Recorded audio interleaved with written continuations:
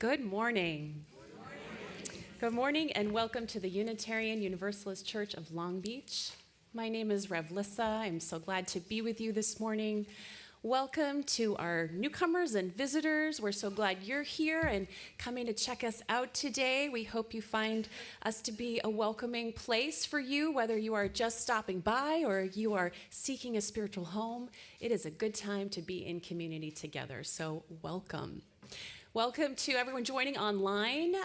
As a reminder, we are always Zooming and YouTubing our services, so if for some reason you miss a week and you have to catch up or you'd like to catch us remotely, I know there's been some sickness going around, so if you ever need to stay home and just watch online, that is great and wonderful too, so please do remember that. For 20 years, our congregation has affirmed our mission to welcome a diverse congregation rooted in love, trust, and freedom, striving to create a multicultural, anti-racist, anti-oppressive congregation and denomination. Hear, hear. For 20 years, that has been our mission. Yes.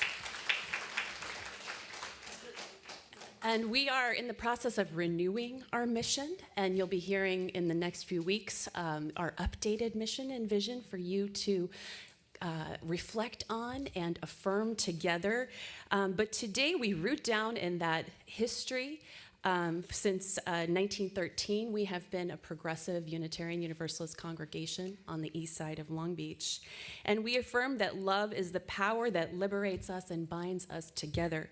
And love is at the center of our shared values.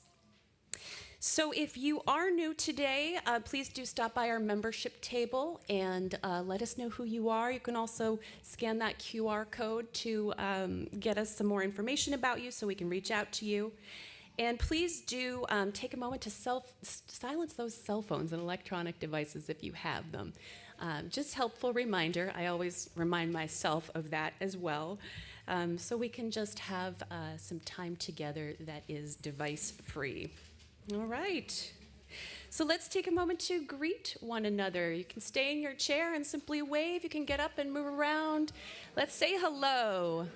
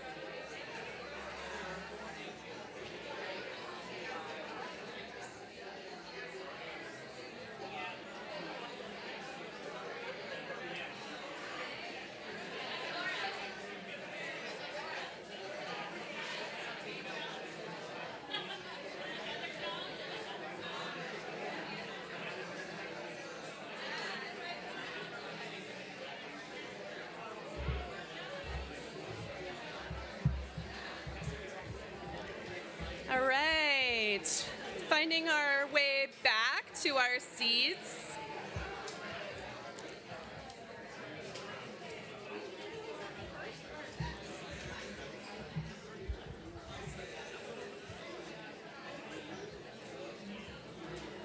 Okay. Welcome in, everyone. After church today, we have a small group ministry drop-in session, and so you're welcome to come and participate in that. The theme this month is practicing resistance, and so it's a good follow-up to last Sunday, and just kind of plugging into our moment here of gathering our strength for all of the ways that we resist. So that is today in Chalice Room B. Our creative writing group is also meeting today. Oh no, that's next week. And we have our Winter Lights auction coming right up. So let's give it off to our auctioneers.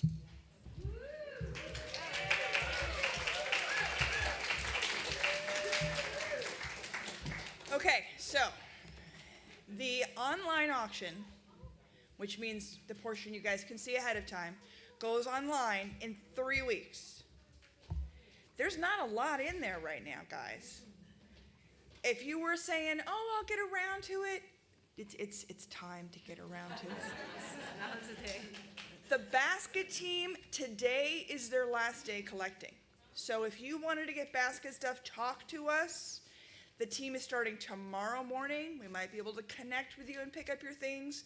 If you had an idea to donate something, next week is the cutoff. So please, guys, I recognize several of you promised me things. And we do need volunteers. You know, the auctioneers, the staff, we don't get paid either, so it doesn't really count.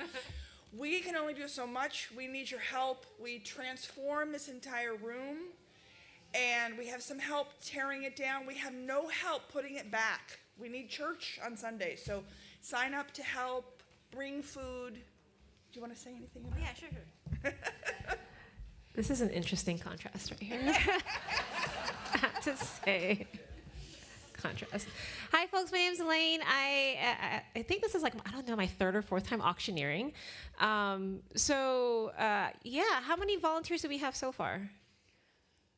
Only about a handful. A handful. So I'm assuming that's like 5 or 6 chemistry jokes. We need more. I'm looking for double.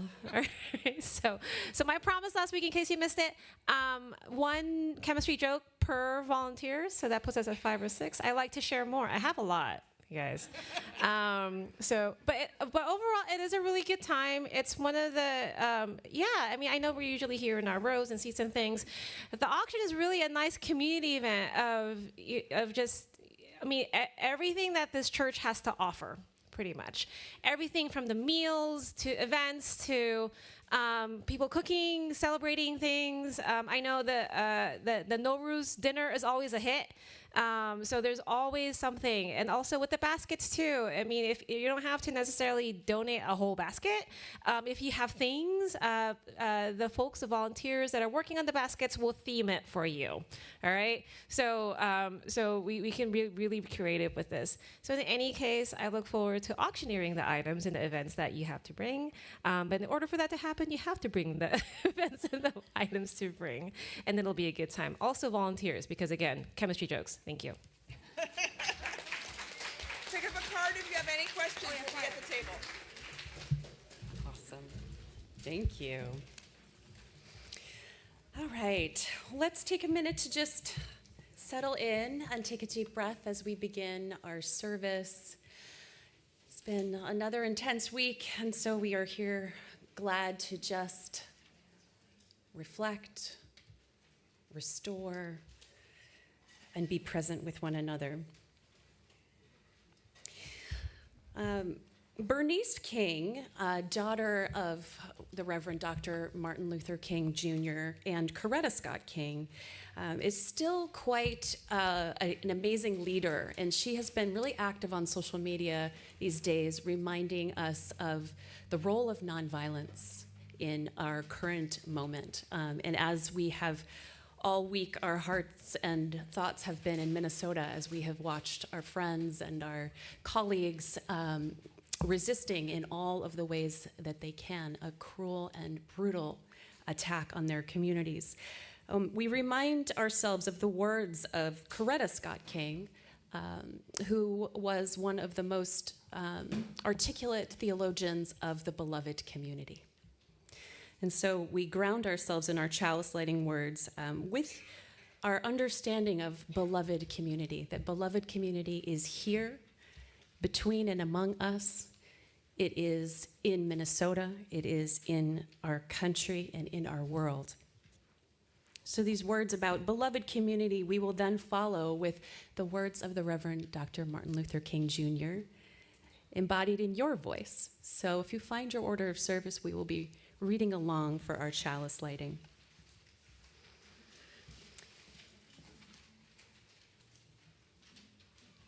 Coretta Scott King writes, "To me, the beloved community is a spiritual bond that claims the energies and commitment of a diverse group of people who desire to serve a cause larger than themselves. The beloved community is fueled by unconditional love, feels like family, and transcends race, religion, and class." In this beloved community, we reflect on these words, a network of mutuality. And we gather today not just to reflect, not just to be inspired, but to be fortified, to skill up, to find our place, to gather the strength and moral courage required for these times. So let us read along together. I will read the first line, and you will read the second line, and we will repeat. We are caught in an inescapable network of mutuality, tied in a single garment of destiny.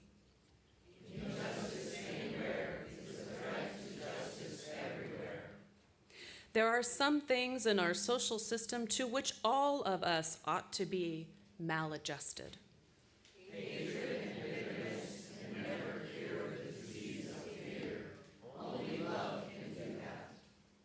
We must evolve for all human conflict a method which rejects revenge, aggression, and retaliation. The foundation of such a method is love. Before it is too late, we must narrow the gaping chasm between our proclamations of peace and our lowly deeds which precipitate and perpetuate war. One day, we must come to see that peace is not merely a distant goal that we seek, but a means by which we arrive at that goal. We must pursue peaceful ends through peaceful means. We shall spew out of the mountain of despair a stone of hope.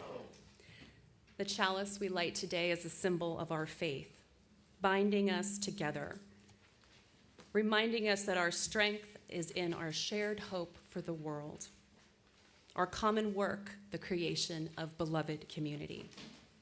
As we light this chalice, come, let us worship together.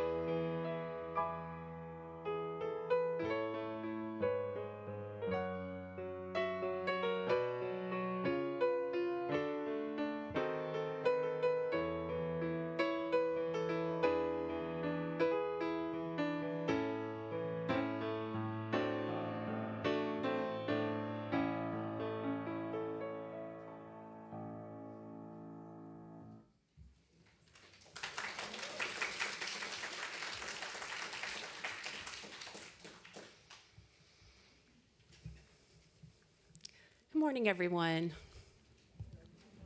Yeah, you can talk back a little today. We're getting into our community time. So good morning, everyone. Good morning. It is so good to see you all today. I want to say thank you for coming out today and being here in community. You know, we have a lot of choices about where we spend our time and how we spend our time. And doesn't it mean so much to come here and be in community every week? I feel so grateful waking up on a Sunday morning and knowing that we're going to come into this space together. We're going to sing, we're going to breathe, we're going to check in. We're going to rest eyes on people we know and people we have yet to know. And so I want you to look around at this gathered congregation today. Maybe turn to your neighbor again and just say hello.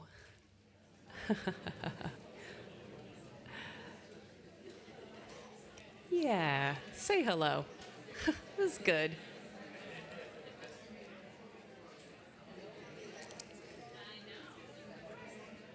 So, I know, and you know, we're off to the races with the hellos because this space is all about building community and building a special kind of community we call beloved community.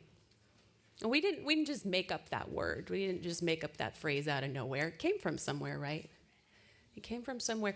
And where it came from, we are really rooting down in the message and the life and the history of the Reverend Dr. Martin Luther King Jr. today. Because that history is our present. It is our present. We, just yesterday, a call was made for religious leaders to come to Minneapolis.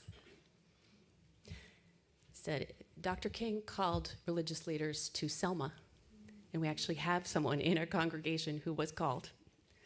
I'm going to call you out, Fred, a little. But we have with us a leader who was called to Selma, and religious leaders are being called. And you know, I want to let you know that I am discerning my own ability to answer that call, being a mom and being in all of the ways that I am. But there will be hundreds, if not thousands, of religious leaders gathering next week in Minneapolis. And we here in LA are also going to be having a solidarity action. I believe it's on Thursday. So keep your eyes on Minneapolis, okay? And so today we are thinking about beloved community and the way we live or strive to live or fail to live beloved community. And I want to read you again the words of Coretta Scott King, who came to believe that the beloved community, that vision of beloved community, was the thing to be carried alongside of that practice of nonviolence. So the vision is beloved community, the practice is nonviolence. To me, the beloved community is a spiritual bond that claims the energies and the commitment of a diverse group of people who desire to serve a cause larger than themselves. The beloved community is fueled by unconditional love, feels like family, and transcends religion, race, and class. So today, as we are having our community time to offer what is on our hearts, what we are carrying, both the great joys and the celebrations, because we do have those and we need to celebrate. We want to celebrate all of the ways we need to cultivate joy. And we are also carrying deep sorrow, heavy burdens, anger, frustration, even despair. And so we lay them down together, we mingle them together, and our joys are amplified and our sorrows, they're lessened because we carry them together. So I'm going to invite anyone who wishes to share this morning to come and share, reflect on beloved community, where you are seeing it, where you want to see it, what it means to you, and any joys and sorrows we can amplify and carry with you. And I'm going to invite anyone who is new or hasn't spoken before who would like to share this space, because we always want to bring more voices in. We're always trying to build our space to hold more And so if you haven't yet spoken and you'd like to, I invite you to come and share. So our microphone will be open now.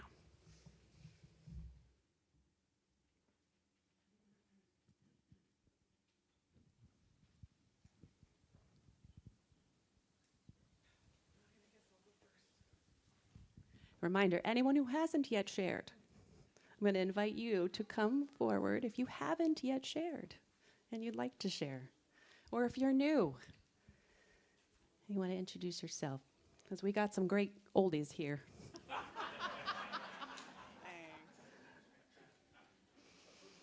Anyone who hasn't spoken who'd like to? All right, well, maybe you'll be inspired, okay? All right. Hello. Yes, apparently I'm an oldie now. My name is Lindsay. She, they, whatever you want to call me is fine. I would like to share a joy that I have recently learned about and joined in the queer community in San Pedro, and have tried to embrace that and build it up. So we're doing more and we're helping each other out. We're embracing the mutual aid, and it has been amazing because obviously we want to hold up all of the marginalized communities, and it has been awesome getting to know that my neighbors have also been there and getting to know them. So that's my joy. Beloved community in action. Yes, great. Yes. If you haven't spoken before, I'm going to invite Natalie to come over on this side, and we'll just go back and forth with the haven't spoken and we love you.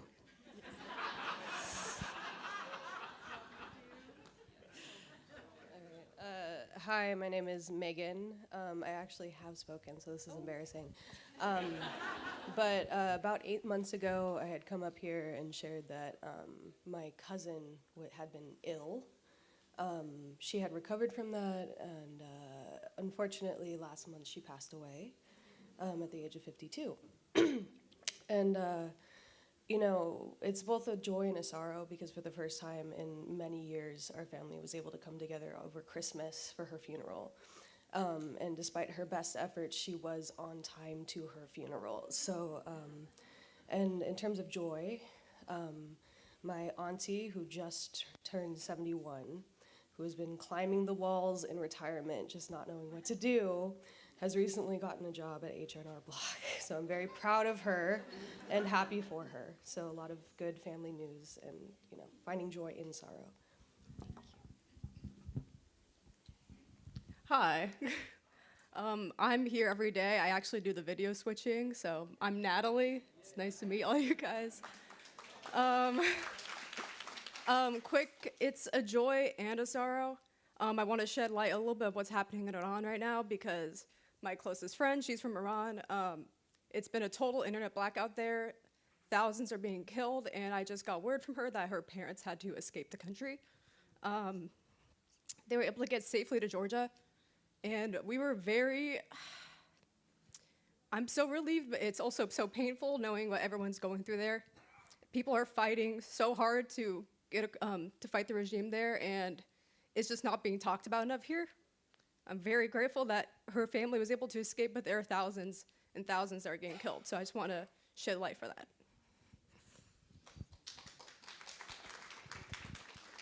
I'm Joan Marshall, and I just want to tell you that my biggest joy is you, every single one of you. I love being here in this church, and I love all of you. It just makes me feel so good. But the main thing is, I'm wishing all of you a thank you for my birthday, and the presents and the wishes and whatever else, the singing and all that. Happy birthday again. That's awesome. Amazing. Okay, I'm going to invite some folks. Why don't you come over on this side? A few folks, too, so we'll just go back and forth. Yeah, wonderful. Yes, you can come and stand next to Grace. I'm Bonnie Coombs, and I have quite a bit to say. I'll try to keep it brief. On New Year's Day evening, I had to call 911 and go to the hospital with an emergency asthma attack. The next day, I had to talk them out of letting me out of the hospital to go to Minnesota, to my Wisconsin. My brother had died, and I was going to the funeral there. I needed to go. When I was in Minneapolis, I really wanted to demonstrate, but my son would not allow me to. He said no way.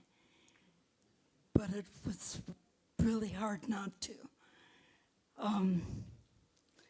After that, we came back 3 days later, and I'm glad to be back. But it was quite a trip, and I'm so grateful to all of you guys for being with me in my heart. Thank you.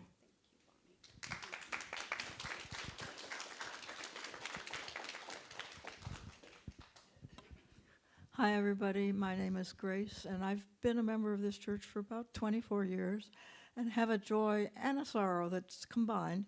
And my husband and I have found a place in the San Francisco area near our son, a senior living place where we can get care when we need it. We don't need it yet, thank goodness. That's a joy. And the sorrow is that we'll be leaving you on April 1st.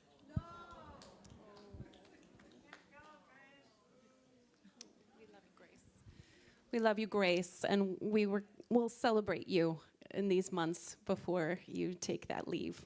And we're grateful for that next chapter for you. My name is Danielle, and I'm involved with a community outreach team that helps serve the homeless community. And they are definitely in need of blankets, jackets, new underwear and socks, clothes, like gloves, mittens, because it's really cold. So any of those kind of donations would be like greatly appreciated for the homeless community. So yeah, that would be great. Awesome, thank you. And maybe you can give us a place to drop off and just give us a little more information about where you'd like those things to go. Hi, I'm Eric. I have a personal joy, but no sorrow. Yeah, my joy is that my new year's off to an exciting start since my sister and I planned a trip to New York City for my next travel. Now that I have picked up confidence in solo traveling. Awesome.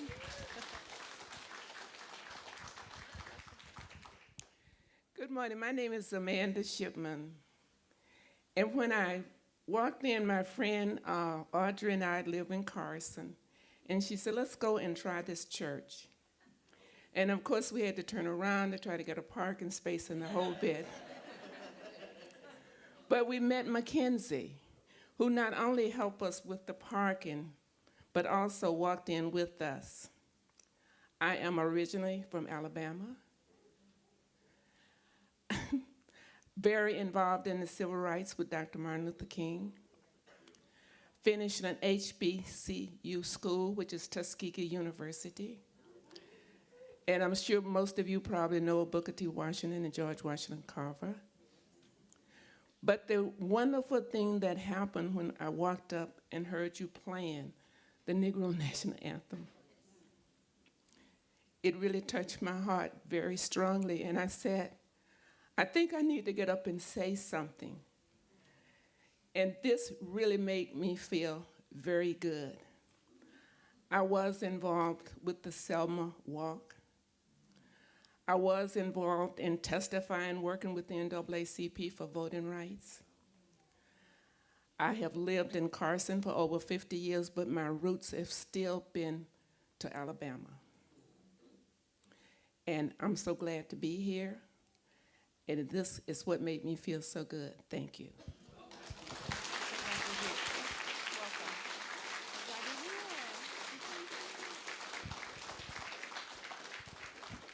Hello. Hi. I guess I'm an oldie now, too. Hi, Elaine, they, them pronouns. So Friday was, wow. So Friday was, happy birthday, Daryl. Hi, happy birthday. I got new glasses, progressive lens. Oh my God, everything's in 4K. And then also, and my dad had a stroke. And what a day, right? We can catch up later over coffee, but it's a reminder to just be able to hold all the things big and small, and that is okay. It's not even like a joy or sorrow, it's like a jarro, so for me. So if you haven't been up there, please, we'd love to hear from you. Thank you. Hi, I'm Melinda, and I have a joy. I found out on Christmas Day that in July, I'm going to become a grandma.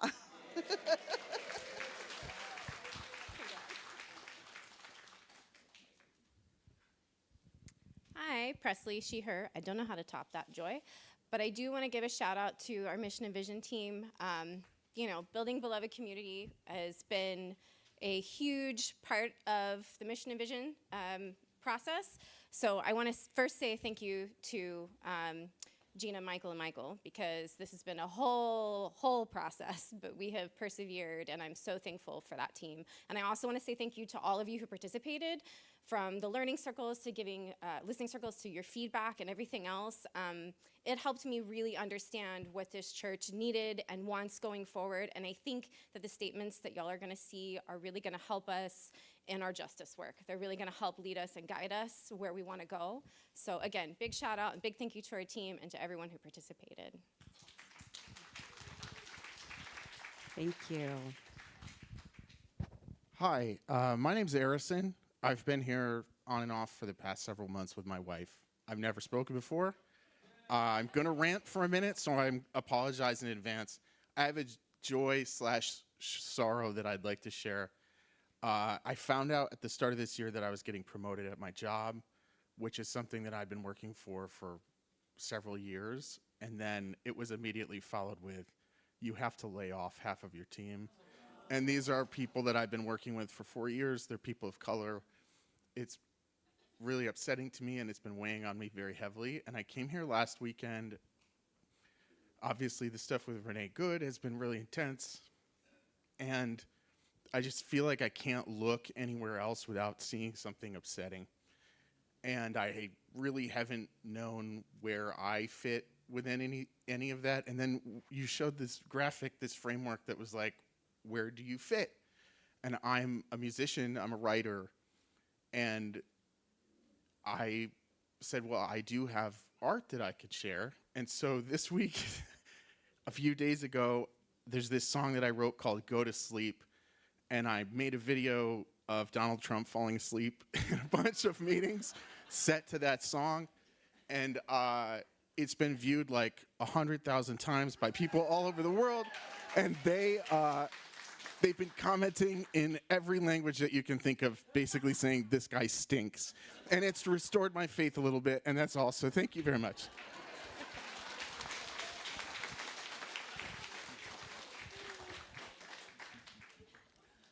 Well, we've had a very exciting year, we've been through the ringer this year. The first thing is I adopted a new girl cat last December, and he made my old cat jealous, so she bit me in the arm. And my arm swelled up. I didn't go to the doctors right away, and my hand was very badly affected. It's almost correct now. It's gotten good. Then the second thing was. Just one joy. Oh, my sorrow. My joy is that my son recovered from a heart attack last month. Yeah, this month. And he's just out of the hospital. But then previously he recovered from, in the spring and summer, he recovered from brain surgery because he had blood on the brain. He had taken a fall defending our apricot tree from the squirrels, which is almost impossible to do. We have a burgeoning group of squirrels, skunks, and other wildlife in our neighborhood. But but we're happy. Close up now, okay? Okay. Thank you. Okay, thank you.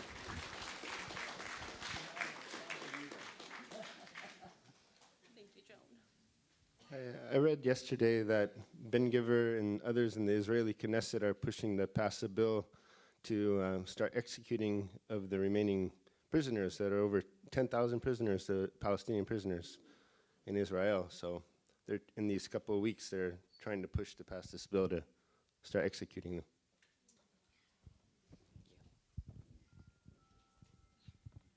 I've got a sorrow to share. I'm probably going to be losing my position with the Federal Emergency Management Agency, helping to support climate change next month. Due to no fault of my own, they're cutting a lot of staff. So I'm just going to ask if you can ask your member of Congress and our senators to please preserve the federal position so that the funding doesn't go to any other areas of the Department of Homeland Security. Thanks so much.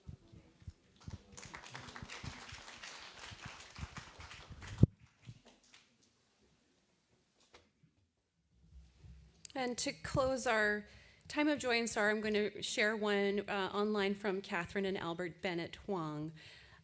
Catherine says, I'm newly a member, and this is the first time I've shared in this space to share a sorrow that my mother, Amy Bennett, a longtime member of First Unitarian Universalist of Austin, was admitted to the hospital for a serious cardiac event. She is stable this morning. We are hopeful that she will be able to return home soon. Well, let us just take another moment, a deep breath, and just kind of come back into our own space after this community space of sharing. And I want to share some words of prayer to close this out, and then we'll move into our time of offering, and our choir will lead us.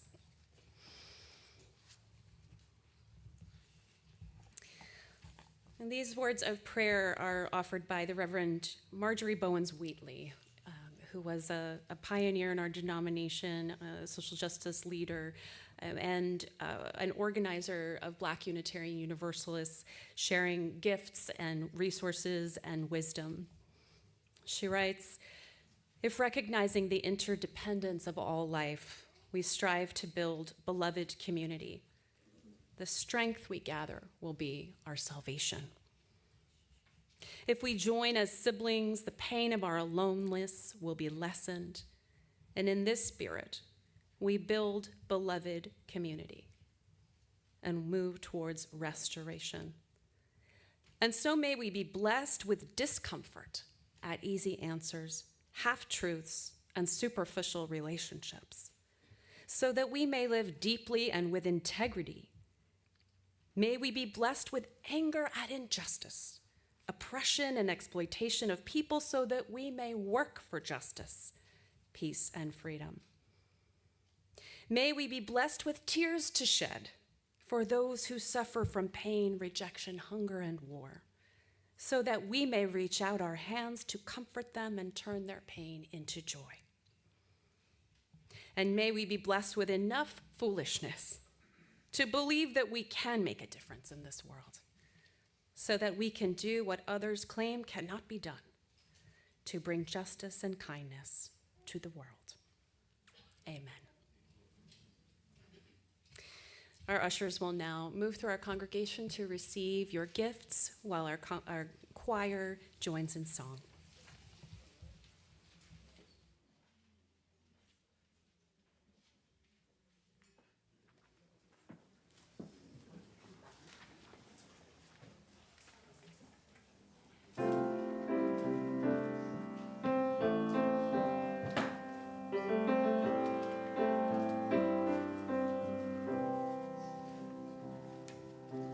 Circle around for freedom.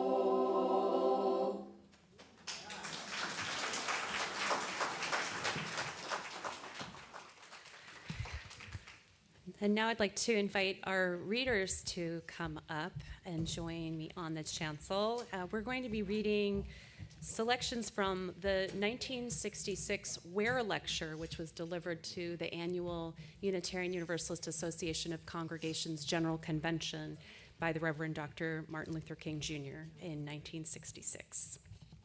And Ken is going to begin. Good morning. My name is Ken Scott Barron. I have the honor of being the first speaker. And cast your minds back to 1966. Our gathering tonight is for the annual Ware Lectureship, perpetuated by a sum of money and board action early in this century. It is the honor of 3 generations of the distinguished Ware family. The Reverend Henry Ware Sr. became, in 1805, the liberal but controversial Hollis Professor of Divinity at Harvard, precipitating the Unitarian movement, and his son, Henry Ware Jr., was a minister and one of the general founders of the American Unitarian Association. The grandson of a 3rd generation, John Fothergill Waterhouse Ware, that's a tough one, was a distinguished Boston minister. The last 2 Ware lecturers have been Professor Linus Pauling, also a Nobel Prize winner in San Francisco 2 years ago, and Dr. Harry Gideonce, and he was the president of Brooklyn College. We are extremely grateful to our present lecturer for honoring us, and in the face of extensive, difficult program and of trying incidents. He is a preacher, reformer, a citizen, man of peace, lover of justice, and in any history, he will be appraised as one of the truly great men of this century. We offer him not only our respect, but our love and our loyal support. It is a great privilege for me to give to you Dr. Martin Luther King Jr.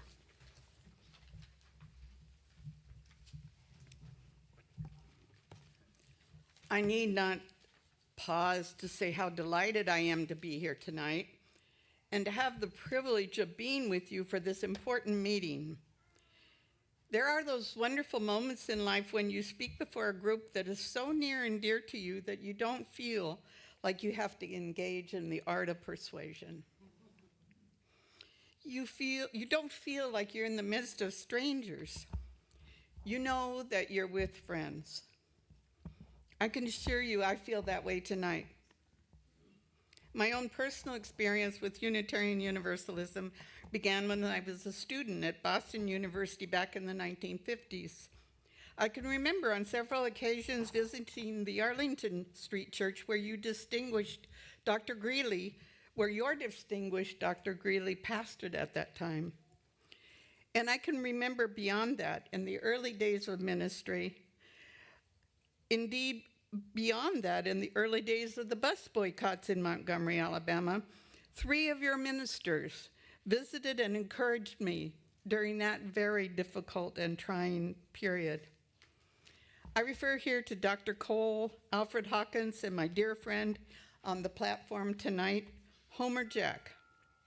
Since that time, I've worked with Dr. Jack in Montgomery, in Ghana, in West Africa, in Washington, in the world peace effort, and also in Selma. I also want you to acknowledge your massive participation through your Commission on Race and Religion and events in Alabama during 1965. Now this support expressed both before and after the death of your colleague and mine, Reverend James J. Reeb. We grieved at the death of Mr. Reeb, and I was glad to participate in the memorial service, his memorial service at the historic Brown Church, at Brown Chapel AME in Selma.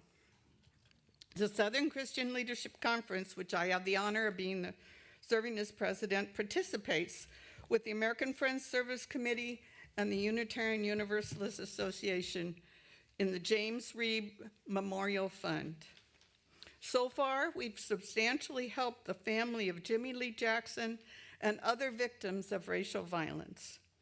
In Chicago, we're also engaged in a campaign to end slums and the conditions that create them.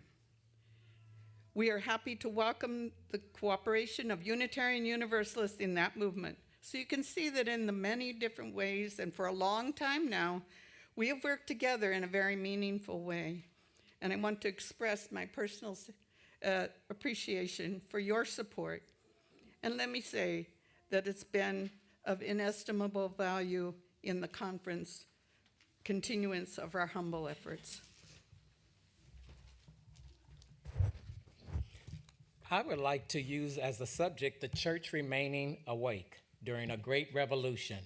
I'm sure that each of you has read that arresting little story from the pen of Washington Irving entitled Rip Van Winkle. One thing that we usually remember about the story of Rip Van Winkle is that he slept 20 years, but there is another point in that story which is almost always completely overlooked. It is the sign on the end of the little town on the Hudson from which Rip went up into the mountains for his long sleep. When he went up, the sign had a picture of King George III of England. When he came down, the sign had a picture of George Washington, the first president of the United States. When Rip Van Winkle looked up at the picture of George Washington, he was amazed. He was completely lost. He knew not who he was. This incident reveals to us that the most striking thing about the story of Rip Van Winkle is not merely that he slept 20 years, but that he slept through a revolution. While he was peacefully snoring up in the mountains, a revolution was taking place in the world that would alter the face of human history. Yet Rip knew nothing about it. He was asleep. One of the great misfortunes of history is that all too many individuals and institutions find themselves in a great period of change and yet fail to achieve the new attitudes and outlooks that the new situation demands. There is nothing more tragic than to sleep through a revolution, and there can be no gainsaying of the fact that a social revolution is taking place in our world today. We see it in other nations in the demise of colonialism. We see it in our own nation in the struggle against racial segregation and discrimination. And we notice this struggle, we are aware of the fact that a social revolution is taking place in our midst. Victor Hugo once said that there is nothing more powerful in all the world than an idea whose time has come. The idea whose time has come today is the idea of freedom and human dignity. And so all over the world, we see something of freedom, explosion, and this reveals to us that we are in the midst of revolutionary times. An older order is passing away, and a new order is coming into being. The great question is, what do we do when we find ourselves in such a period? Certainly, the church has a great responsibility because when the church is true to its nature, it stands as a moral guardian of the community and of society. It has always been the role of the church to broaden horizons, to challenge the status quo, and to question and break mores if necessary. I'm sure that we all agree that the church has a major role to play in this period of social change. I would like to suggest some of the things that the church must continually do in order to remain awake through this revolution. First, we are challenged to instill within the people of our congregations a world perspective. The world in which we live is geographically one. Now, more and more, we are challenged to make it one in terms of brotherhood. Modern man, through his scientific genius, has been able to dwarf distance and place time in chains. And our jet planes have compressed into minutes distances that once took weeks and even months. I think Bob Hope, if I can be a little humorous here, has adequately described this new jet age in which we live. He said it is an age in which it is possible to take a non-stop flight from Los Angeles, California to New York City, a distance of about 3,000 miles. He goes on to say that if on taking off in Los Angeles you develop hiccups, you will hic in Los Angeles and cup in New York City. You know it's possible because of the time difference to take a flight from Tokyo on Sunday morning and arrive in Seattle on the preceding Saturday night. When your friends meet you at the airport and ask you when you left Tokyo, you will have to say, "I left tomorrow." Well, this is a bit humorous, but I'm trying to laugh a basic fact into all of us, and it is simply this: that through our scientific genius, we have made of this world a neighborhood. And now, through our moral and ethical commitment, we must make it a brotherhood. We must live together as brothers, or we will all perish together as fools. This is a fact of life. No individual can live alone. No nation can live alone.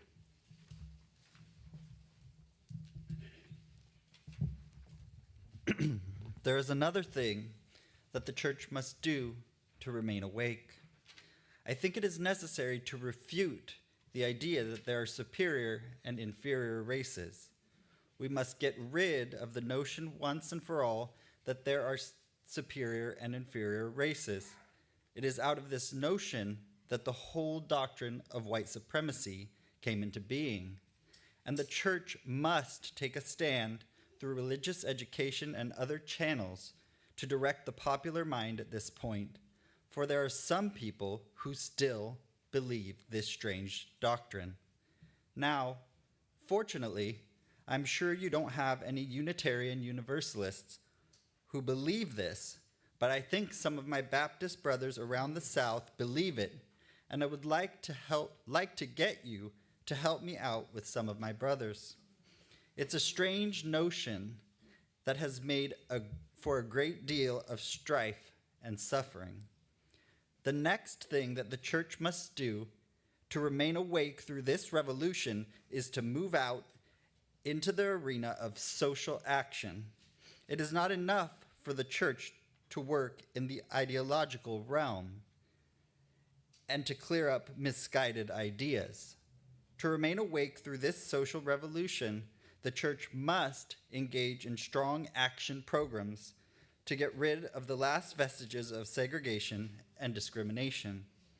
It is necessary to get rid of one or two myths if we're really going to change in this kind of action program.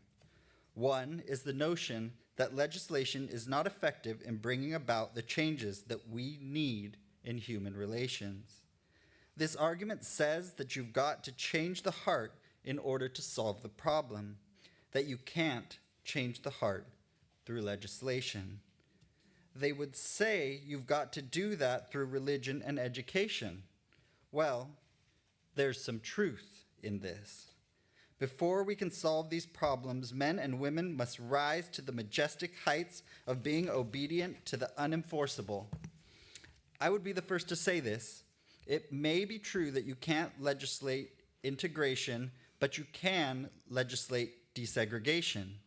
It may be true that morality cannot be legislated, but behavior can be regulated. It may be true that the law cannot change the heart, but it can restrain the heartless. The law cannot make a man love me, but it can restrain him from lynching me, and I think that's pretty important also. And so, while the law may not change the hearts of men, it does change the habits of men. So it is necessary for the church to support strong, meaningful civil rights legislation.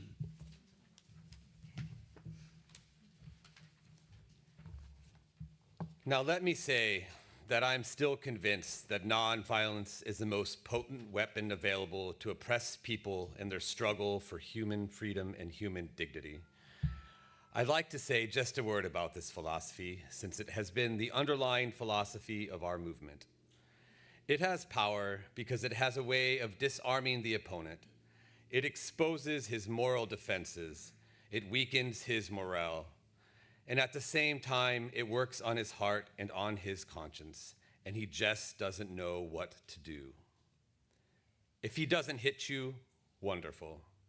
If he hits you, you develop the quiet courage of accepting blows without retaliating. If he doesn't put you in jail, that's very nice. Nobody with any sense loves to go to jail. But if he puts you in jail, you go in that jail and transform it from a dungeon of shame into a haven of freedom and human dignity.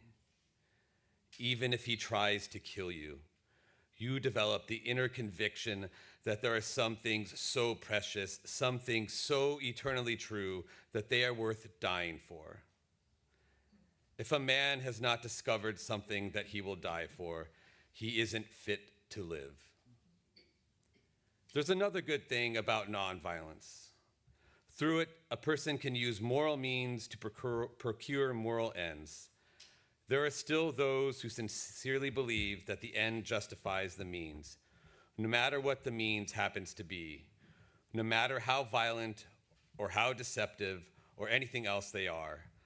Nonviolence at its best would break the system that argues that. Nonviolence would say that the morality of the ends is implicit in the means, and that in the long run of history, destructive means cannot bring out constructive ends. So since we are working towards a just society in this movement, we should use just means to get there. Since we are working for the end of a nonviolent society in this movement, we must use nonviolent means and methods to get there.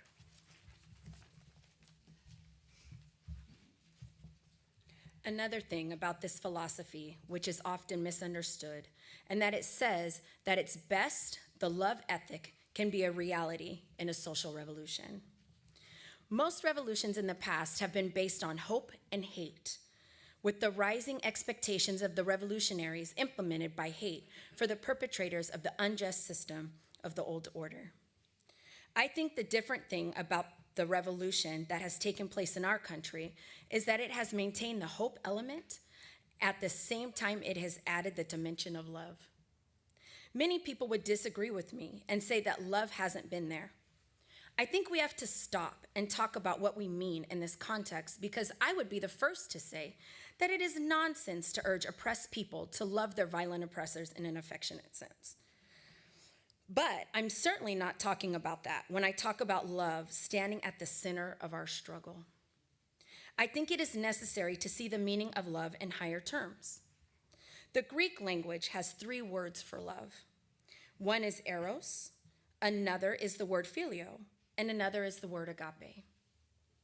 I'm thinking not of eros or of friendship as expressed in phileo, but of agape, which is understanding, creative, redemptive good for all men, an overflowing love which seeks nothing in return. When one rises to love on this level, he loves a person who does the evil deed while hating the deed. I believe that in our best moments in this struggle, we have tried to adhere to this. In some strange way, we have been able to stand up in the face of our most violent opponents and say, in substance, we will match your capacity to inflict suffering with our capacity to endure suffering. We will meet your physical force with our soul force. Do to us what you will, and we will still love you. We cannot, in all good conscience, obey your unjust laws because of non-cooperation with evil is as much a moral obligation as it is cooperation with good. Throw us in jail, and we will still love you.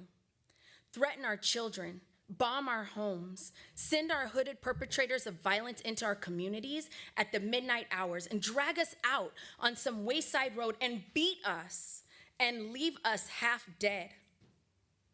And as difficult as it is, we will still love you. Send your propaganda agents around the nation and make it appear we are not fit morally, culturally, or otherwise for integration, and we will still love you. But be assured that we will wear you down by our capacity to suffer. And one day, we will win our freedom. We will not only win our freedom for ourselves, we will so appeal to your heart that your conscience that we will win you in the process of our victory to be a double victory. This is our message in the nonviolent movement when we are true to it. I think it is a powerful method, and I still believe in it. I know it will lead us to that new day. Let me say in conclusion that I have not despaired of the future. I believe firmly that we can solve this problem. I know that there are still difficult days ahead and that there are days of glorious opportunity. Our goal for America is freedom. Abused and scorned though we may be, our destiny is tied up with America's. Before the Pilgrim Fathers landed at Plymouth, we were here. Before Jefferson etched across the pages of history the words that I just quoted from the Declaration of Independence, we were here. Before the words of the Star-Spangled Banner were written, we were here. For more than 2 centuries, our forebears labored here without wages. They made cotton king. They built the homes of their masters in the midst of the most oppressive and humiliating conditions. And yet, out of a bottomless vitality, they continued to grow and develop. If the inexpressible cruelties of slavery couldn't stop us, the opposition that we now face will surely fail. We're going to win our freedom because both the sacred heritage of our nation and the eternal will of the Almighty God are embodied within our echoing demands. We can sing "We Shall Overcome" because somehow we know the arc of the moral universe is long, but it bends towards justice. We shall overcome because Carlyle is right. No lie can live forever. We shall overcome because William Cullen Bryant is right. Truth crushed and will rise again. With this faith, we will be able to hew out of the mountain of despair a stone of hope. We will be able to transform the jangling discords of our nation into a beautiful symphony of brotherhood and speed up that day when all of God's children all over our nation and the world will be able to walk the earth as brothers and sisters. And then we could sing in the words of our old Negro spiritual. Free at last, free at last. Thank God Almighty, I am free at last. Thank you.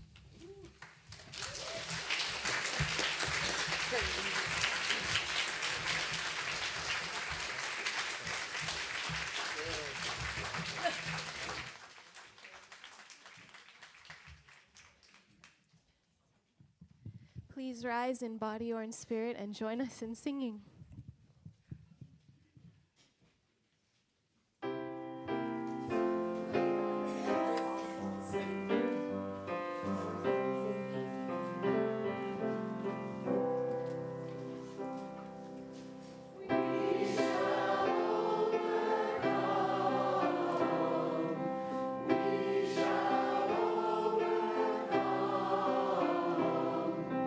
We shall overcome.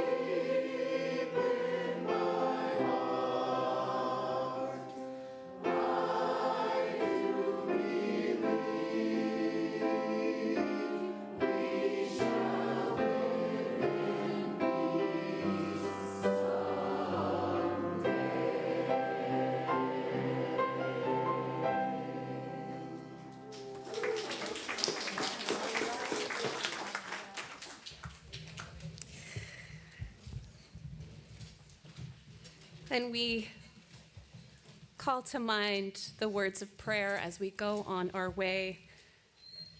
These words from the Reverend Dr. Martin Luther King. Oh God, we thank you for the lives of great saints and prophets who revealed to us that we can stand up to the problems and difficulties and trials of life and not give in.